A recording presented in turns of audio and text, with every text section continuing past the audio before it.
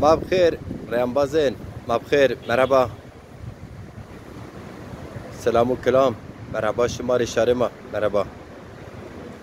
Tiyari Gemeke Bulvarı Sero Euro stande imza kerdişi xabatı ma este despekerdo. Vayo günü Şimari Kaşki. Merhaba kıymetli takipçilerim. Merhaba sevgili halkımız, kıymetli halklarımız merhaba. Hepinizi saygıyla selamlıyoruz. Bugün partimiz Demokrasi Zamanı Partisi Dezapar'ın başlatmış olduğu bir yıllık TRT Zazaki kanalının talebi ve yine Milli Eğitim Müfredatında Zazaca dilimizin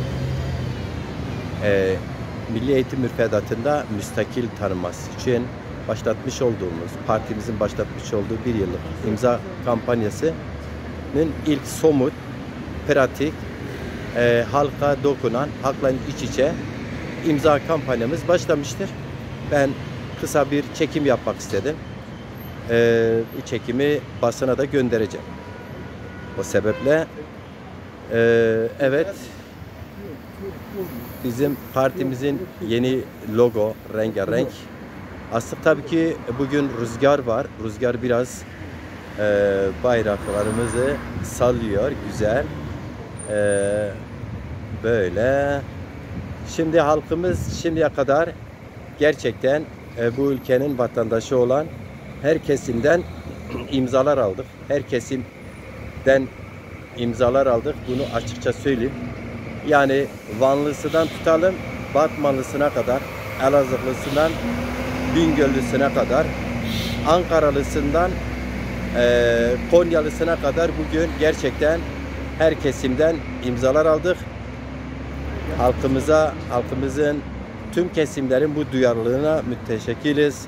Sağ olun, var olun, eksik olmayın. Bizim evet kampanyamızın diğer videoda da söylediğim gibi bir sponsoru da var. Her ilde yapacağımız birden fazla standlara sponsor olmak isteyen bütün vatandaşlara çağrımızdır. İsteyen sponsorun ismini böyle partimizin adını, yönetiminin imzasını taşıyan teşekkürlerimizi de kamuoyuna açık bir şekilde kendilerini onurlandırırız. Onlar da bizleri, halkımızı davasına sahip çıktıkları gibi biz de kendilerine sahip çıkarız. Hepinize saygıyla, sevgiyle selamlıyorum. Rüzgar var, ne kadar ses kaydı oldu onu bilmiyorum. İnşallah anlaşılır bir kayıt olmuştur. Saygılar.